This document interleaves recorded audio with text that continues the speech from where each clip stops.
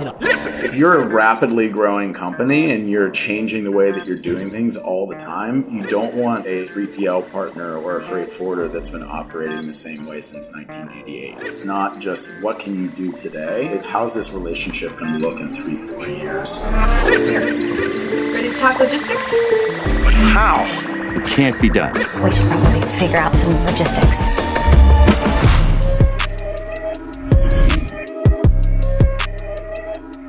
All right, and welcome to another episode of Supply Chain. Michelle, what are you wearing? Wait, Alex, what are you wearing? I mean, not that I need a reason to have to explain myself, but why are we wearing goodr sunglasses? Because we've got a goodr episode for you today. Meet Greg Bicksler, head of supply chain at goodr and wonderful stored customer. Greg spent the first decade of his career in consulting, but then he realized he wanted to have a more direct impact on supply chains. Today, he's the head of supply chain at goodr and has also held supply chain and operator roles at Ettitude and Ruggable. Quick fun fact, Greg completed his first triathlon in 2020, and if you want to talk shop with him, you can find him out in the boo, in Malibu, at Zuma Beach, of course, rocking his goodrs. All right, Greg, so excited to have you on the show. How's your day going? How's life out in Cali? What's going on? It's going great. It's end of another great week. The sun's shining. It's finally starting to warm up, so I've got no complaints. Awesome. Well, this is supply chain therapy after all, so we need to start with a collective deep breath. Are we ready? And we inhale, and we exhale. Ah, so relaxing. Indeed. All right, Greg. Perfect. Thanks again for being here today. We're going to jump right in. You came to goodr about a year ago for a very specific reason. Can you tell us why you did?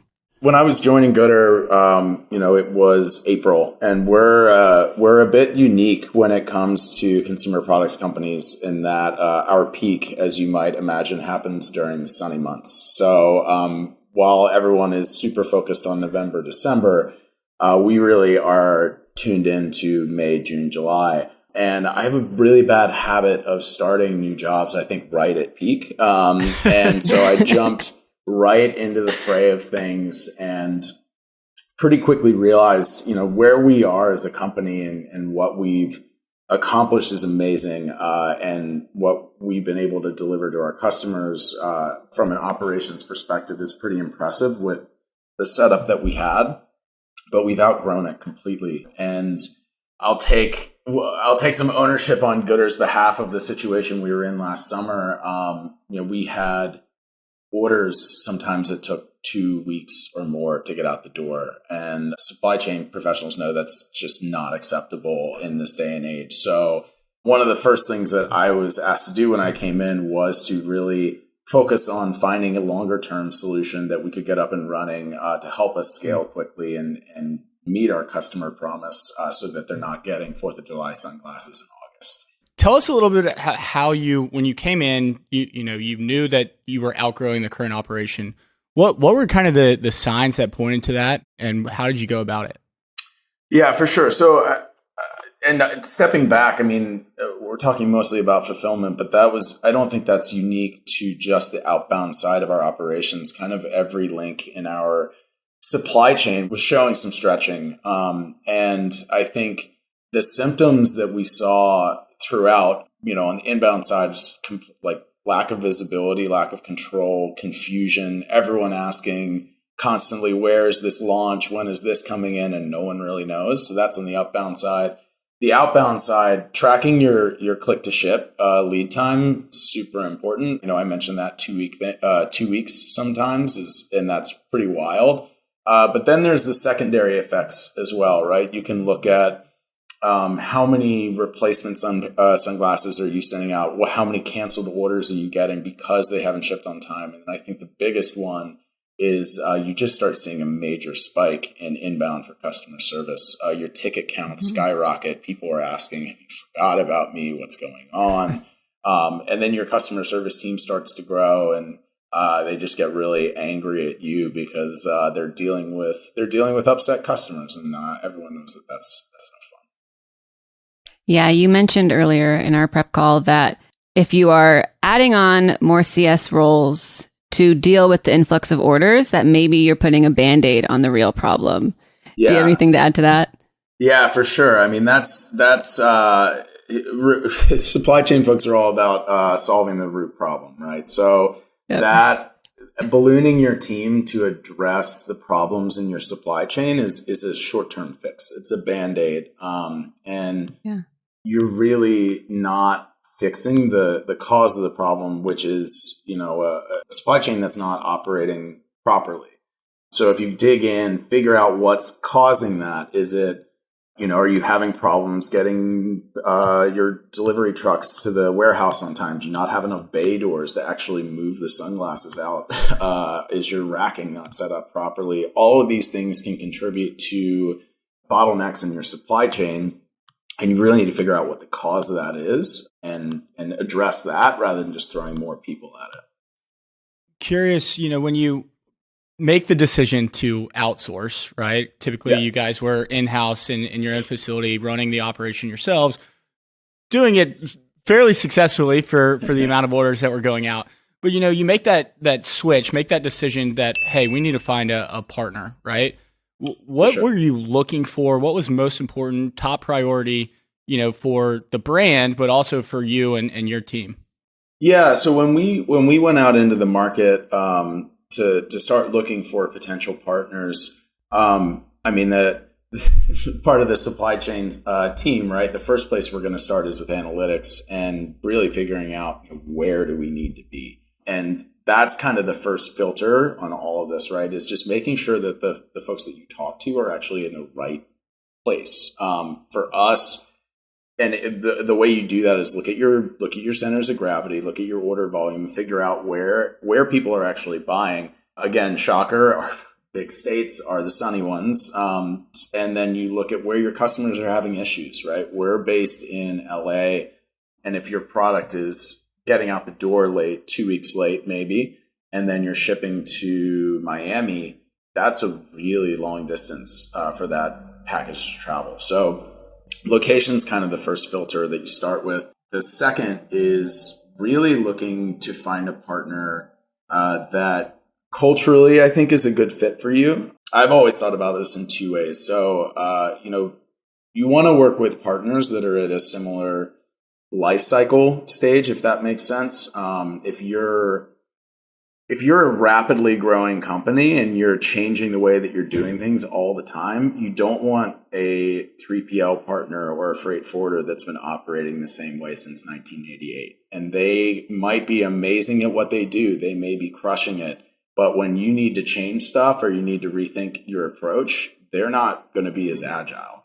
So I think what was super important to me and has always been when I'm looking at the partners I'm going to work with is, do they have the same mindset about growth? Are they expanding in ways that make sense for our business? It's not just what can you do today. It's how's this relationship going to look in 3-4 years?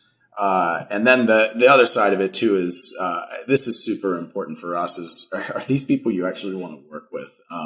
And I know that the sales process can get a little sticky sometimes, and the relationships can be real, they can not be real, but I think you're going to be in the trenches at some point, right? And you need to it's just like finding a place to work. You need to pick someone that you can have that family relationship with, where it's like, okay, I love you, we get along, but I'm also super willing to yell at you when you need to be yelled at and set things correct in both directions, right? Like we all make mistakes, but if we can't talk about them, then we're not going to fix it. Yeah, I love that. I love that last piece on communication and just partnership, right? I mean, we talk about it all the time on this podcast, Michelle and I do, of, that partnership aspect of it is so important, and just the communication of, hey, this is going wrong and we're trying to figure out how to fix it, but we're letting you know and not trying to hide anything from you. Right. All right. Well, you mentioned culture, and I've been so excited to talk about this because goodr has a phenomenal culture. Side note, I was lucky enough to write the announcement when we got to announce the stored partnership with goodr. And I got to quote Carl the flamingo, and I think that was the highlight of my year at Stored. Yeah. So let's talk about your culture. I mean, it's super unique. Tell us about the goodr ecosystem. Yeah, for sure. I mean, Carl's a character. He's our CEO. He's a kleptomaniac and an alcoholic. So, doesn't bode well. But luckily, we have another chief executive octopus named Steven. So he does most of the work. Starting at the top, I mean, I've been part of so many organizations where they just throw around values, and for the most part, every startup has the same exact values. They just call them something slightly different. And this is ours are not that way. Our core values are fun and authenticity, and I think that really starts at the top. Fun. And by the way, fun is not partying or anything like that. I think that gets misconstrued a lot. It's fun is crushing your job. Fun is being prepared. Fun is doing the things that you say you're going to do, having a vision and executing against it. Tying your company to those pillars is such an incredible starting point, and it bleeds through every part of our culture. And we have a lot of fun. That's for sure. I was really lucky this week. I hosted our all hands. Everyone has to take a turn hosting all hands. We had new hires. We played Welcome to the Jungle as loud as we could on the DC speakers. And we have 30-foot tall hot pink curtains that opened up, and all of our new hires were standing behind it. So there's a lot of fun that goes on, but it's also a pretty intense environment for growth. And I think Steven does a remarkable job of setting the standard for having fun, but taking this very seriously. So the way you mentioned our ecosystem, that's our fun word for what our corporate structure looks like. And we have kind of the similar things that you would expect with regards to department. We've got customer operations, all that fun stuff, but they're called herds. So I'm part of the ops herd. My team is a flock. So we're a flock of flamingos. We're the supply chain flock, but our fun name is we're the crystal ball and chains. Our product development team is the Fungineers. So good. Everyone here has a real title and a fun title. So we didn't even talk about this before, but technically my title, we call them boring titles. So my boring title is head of supply chain. My actual title is Dr. Dreage, which is I didn't come up with that, but it's fun. That's hilarious.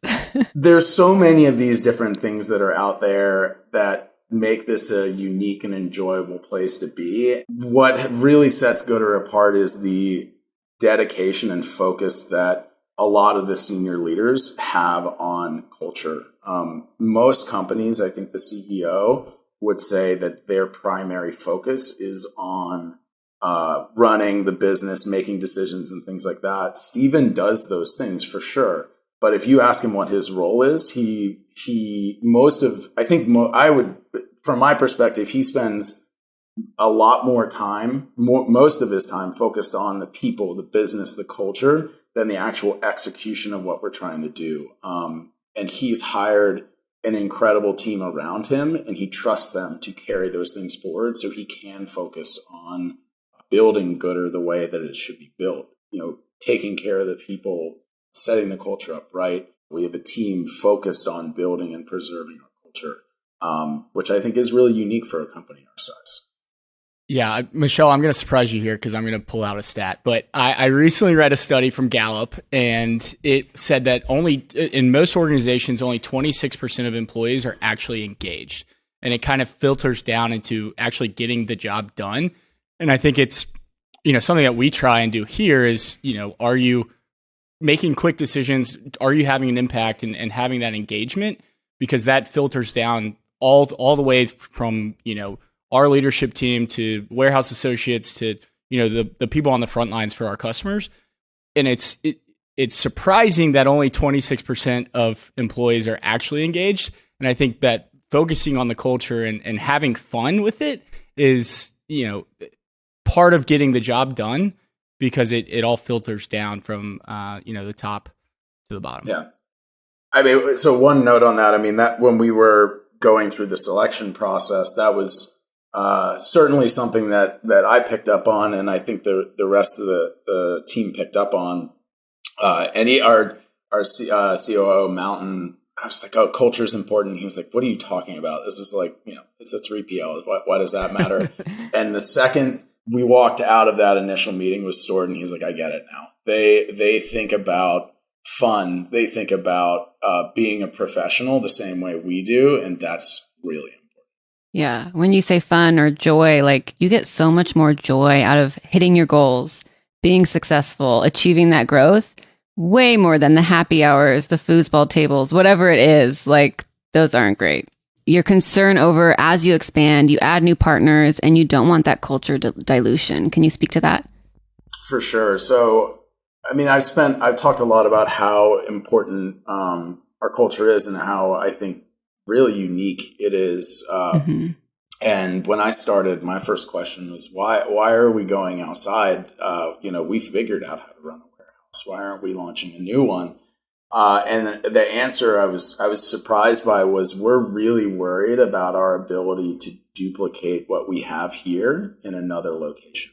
With the amount that is already on everyone's plates and how focused we are on growing, scaling, and just continuing to crush the things we're good at, duplicating that in another location was a serious concern, because we didn't want to set up another warehouse in Tennessee or something like that and try to instill what we have here in that location.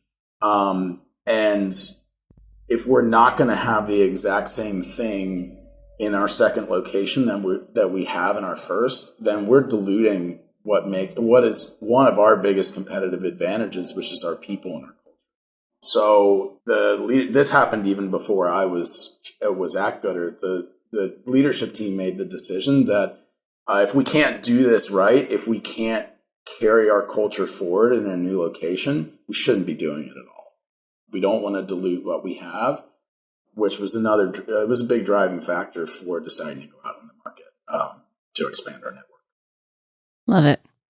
All right, moving on. You've talked about your high growth. That was sort of an indicator that you wanted to expand. How awesome has it been to be at such a high growth, high velocity company? It's certainly something. Every day is different. There's always a new challenge. And you mentioned I came out of management consulting. It's funny. I was talking to a mentor this morning about the differences between being an operator and being a consultant. And one of the things that's cool about being a consultant is the diversity of the challenges, and every day is different. You're facing new things. You're working with multiple clients. I have that same amount of excitement as an operator because there's new challenges every day, every week, every month. There are so many different things going on at this company. I had this, I think we're going to get into this later, but it's so many space analogies at this company, but there's this concept that's come up of like moon moments where it's, you're on the moon and you're looking back at Earth. And, holy shit, this is incredible. I had one of those over the summer when I was looking at our end-to-end supply chain. It's like, there's literally not a single aspect of this that we haven't blown up and are actively rebuilding. And I think that the ability to do that and to fail constantly while you're doing that, but learn from the mistakes and keep moving forward. Don't make them again. But just building something better in so many different facets. That's what really, I think motivates me and gets me really excited about working for a company like goodr. All right. The other thing I wanted you to speak to a little bit is some of the positives, the joy, like what are the benefits of that growth and what are the challenges? Because I know you guys have experienced both sides so much and how wonderful it is. And also as you grow, you run into new and bigger problems. Yeah, for sure. So, it's again, like, it's funny how all this stuff is coming together. So each week we, when we have these all hands that I was talking about, Sean, who is a huge part of our culture, will give a talk on one of the pillars of our culture. So this week was actually about growth. It is one of the pillars of our culture. And I think a huge aspect of growth at goodr is the mindset. You mentioned having a growth mindset, and to us, what I think that means is taking big chances, being okay with failure, learning from it, and continuing to push forward. So he talked about things that are, these thoughts that you can have, these concerns, these reservations of, I can't do it. I don't know how. It seems impossible. And he talked about how adding one word to that can completely shift the perspective. It's, I can't do it yet.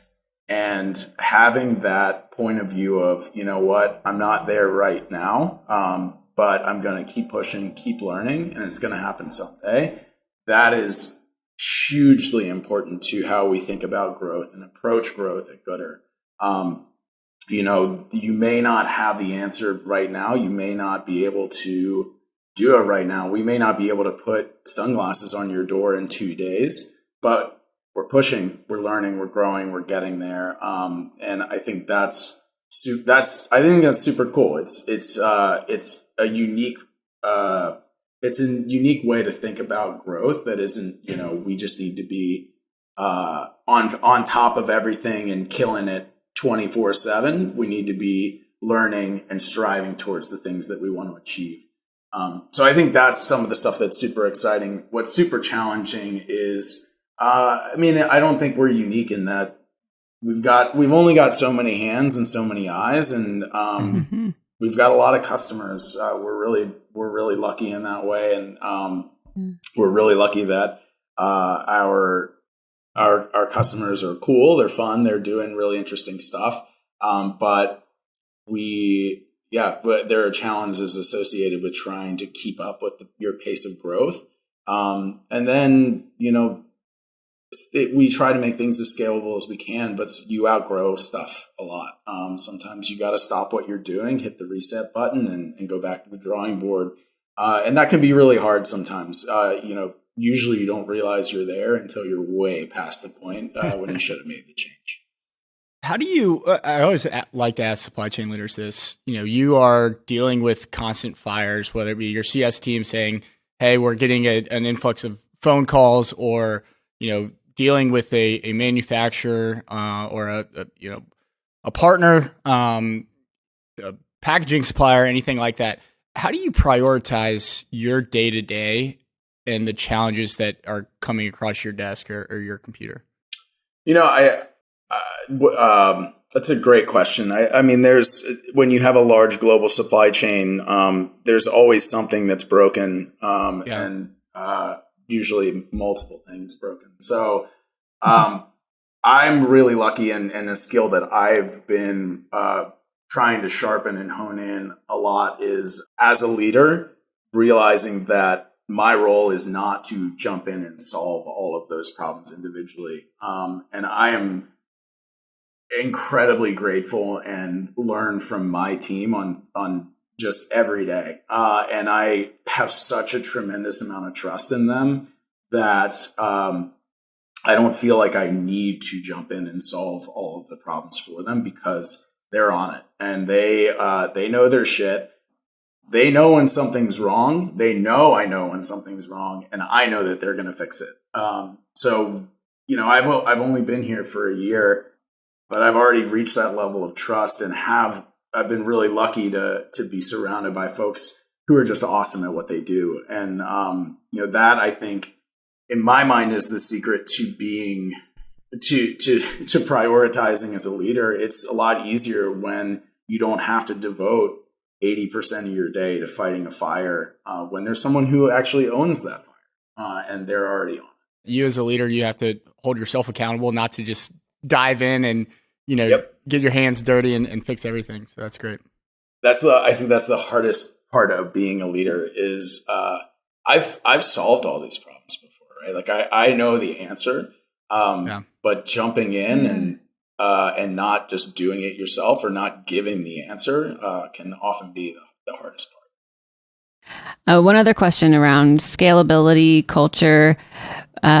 We've talked about how you don't use models in your photos. You have scaled to a point where I'm sure you could afford models, but you don't. So tell us, what do you use instead? And maybe where do you film them? Because that's really pertinent to our industry as well. So it's a mix. We do have some agencies we work with, but the most important thing for us, and this is obvious, I am not a creative, would never pretend to be. So this is not even in my wheelhouse, but your shirt says otherwise, Greg. I didn't design this. But I'm just along for the ride. The decision was made really early on that it is absurd to hire people that look like supermodels to wear goodrs and try and sell them. And it does not line up with our brand. It's inauthentic. We want to have folks that look like real human beings in our photos. And so if you look at our advertising, our content, it mirrors what the U.S. population, our customer base looks like. And one of the ways that we do that is we pull in a lot of our employees into our photo shoots. So typically, when you see a launch come out, at least one of those folks is a goodr employee. I've been lucky enough to keep myself out of the photo shoot so far, but I'm pretty sure I'm on the short now list. There's a bullseye on your back. Oh, for sure. They've been talking to me about getting in there, so it's my days are numbered. But I'll answer the second half of your question around where is this done. Again, we want to mirror real life as much as we can, so we do a lot of shoots out in real life. But we also have a pretty amazing studio called the Movie Ranch in our warehouse. And this space, our creative team can do insane stuff with. So we launched ski goggles this year, and it was September. It was the summer when this was happening, and there's not a lot of snow or operating ski mountains at the time. So our idea was let's just make our own. And our production team found someone in LA who had a ski lift chair for some reason. I don't understand why. They brought that into our warehouse. They brought a bunch of snow machines into our warehouse, and we filmed they shot a full winter scene with all of these different aspects, real snow, in our warehouse. And one of the main models was Chewy, who is the man and works for goodr. So he's the guy with the gauges. If you're ever looking at the Snow G shoots, he's the best. That's awesome. Love it. Quickly circling back to one of the first things we talked about, knowing you had to outsource your fulfillment. I mean, what's it like going through that process, deciding on a new 3PL, deciding to outsource? Walk me through those decision-making criteria again and how you guys looked at it. For sure. So,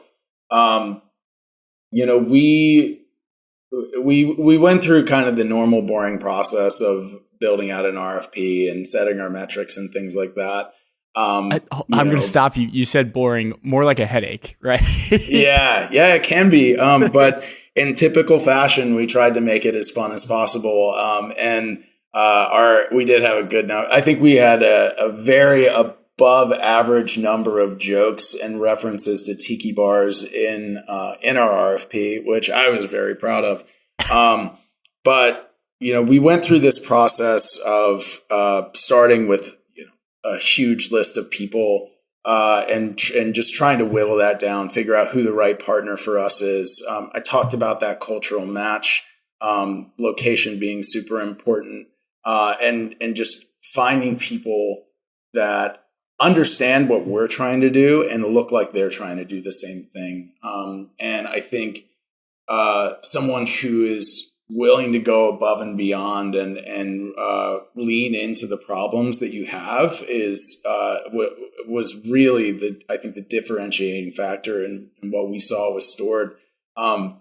We came in with a bit of a messy situation around how we wanted to operate this year, and I think we saw a lot of hand waving around this, and didn't feel super comfortable with some of the partners we were looking at around the solutions that were being proposed. And we showed up at Stored, and there is a full technical architecture drawn out on a whiteboard in the meeting. They're like, "Oh no, we've already figured out what your tech stack is going to look like," and this is months before we signed a contract. But that actually is very similar to how goodr has approached relationships with some of our vendors. We were starting a partnership with a shoe company, and it was supposed to just be a meet and greet, but we showed up with a full deck of like, "Hey, here's the assortment, here's the plan, this is what this is going to look like." And the company was basically like, "This is not like this is so much further beyond ready than we were expecting, and let's go. We see the prep, we see the professionalism, and we're psyched." So that was a huge part of it for us as well. A lot of times, supply chain leaders, it's speed, quality, and cost, right? I think in your view in selecting a 3PL, and I might be speaking for you here, it's, the four components are speed, quality, cost, and culture. And I want you to stack rank those. I think culture is number one, for sure. Because otherwise it's not going to be a durable partnership. Speed is number two. We're working on making operations and logistics. We have three strategic advantages at goodr. We want logistics to be the fourth. So, meeting our customers' expectations and competing on that is that we talk about it every day here. Then quality, then cost. Nice. All right. One more question before we get to the heavy hitters, the quick round.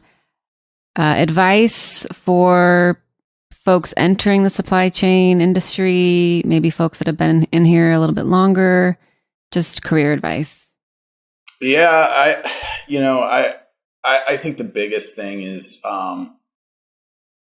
it took me a really long time in my career, I think, to figure out that most people have no idea what they're doing. And I think carrying an incredible amount of humility and a mindset that you have a lot to learn is super important. Ask tons of questions. Find the few people who do actually know what's happening and learn as much as you possibly can from them. I've tell my team, I feel like all the time, I'm like, "Hey, this is what I think. This is what I'm thinking. I'm probably wrong because I usually am." And they're like, "Yeah, you are wrong. Here's why." And I think by taking that approach, I have learned so much, and I have seen so many different things and thought about things in ways that I probably wouldn't have if I wasn't just constantly treating every challenge as an opportunity to learn, as opposed to an opportunity to prove how smart or experienced or whatever I am. And then eventually it just kind of takes off. Like, by learning all of those things, the motion becomes a lot easier and the decisions become a lot more clear. I love that. All right. Quick hitter question round. Alex and I can go back and forth. My first one, swim, bike, run. What's your favorite? Oh, man. It changes so much. It's definitely not really running. Yeah, wait, it changes. Too. It's not running. I'm trying to get better at running. But right now it's winter time. I'm gonna say swimming because I miss it.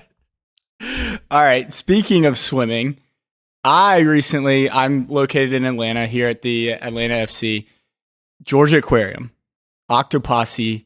I'm going to get it wrong, but I got the email. And tell me about the partnership with the Georgia Aquarium and what that means to the brand. Yeah, for sure. So we, a side note, I said that name of those sunglasses incorrectly in a way that was very inappropriate at our all hands on Tuesday. But that partnership was super cool. And I y'all know this. I used to live in Atlanta. Love the Georgia Aquarium. The giant whale shark or whatever Home Depot sponsors there is just incredible. But yeah, that's been a really cool partnership. We do, we work with organizations sometimes to help try and drive awareness, and help really promote their brand as well. The Georgia Aquarium was one. I actually don't know how that partnership started, but what was super exciting about this was, so I mentioned Steven's our chief executive octopus. His favorite animal is an octopus, and his lifelong dream was to hold one. The Georgia Aquarium made that happen. So that is awesome.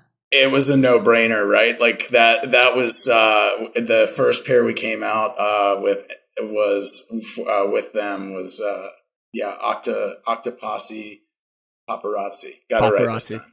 Yeah, that's right. Awesome. All right, I think that's a great place to end. Greg, thank you so much for having us. If you don't have a pair of goodrs already, go get yourself a pair. They're awesome.